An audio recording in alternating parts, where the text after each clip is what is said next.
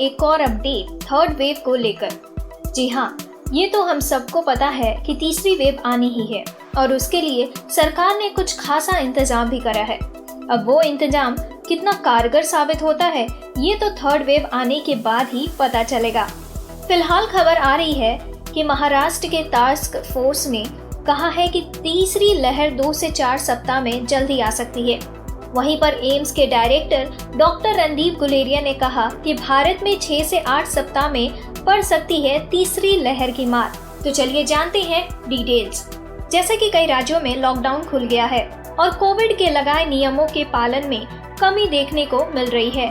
उस पर डॉक्टर गुलेरिया ने कहा, हमें अभी भी कोविड-19 के कड़े नियम और तालाबंदी की आवश्यकता है। उन्होंने कहा कि जब तक आबादी के एक बड़े हिस्से का टीकाकरण नहीं हो जाता, तब तक कोविड उपयुक्त बिहेवियर का अनुपालन बहुत जरूरी है और इस बड़े तबके के टीकाकरण होने तक एक और बड़ी लहर को रोकने के लिए आक्रामक तरीके से काम करने की जरूरत है। हालांकि ये बात सच है कि पूरे देश में लॉकडाउन लगाना इससे महामारी पर लगाम लगाने का समाधान नहीं हो सकता, क्योंकि हमें पता है कि लॉकडाउन कैसे इकोनॉमी को डिस्टर्ब करता है। इसलिए एम्स चीफ ने ये भी सुझाव दिया कि सरकार को एरिया स्पेसिफिक लॉकडाउन और कोविड के रोकथाम उपायों को सख्ती से लागू करना चाहिए।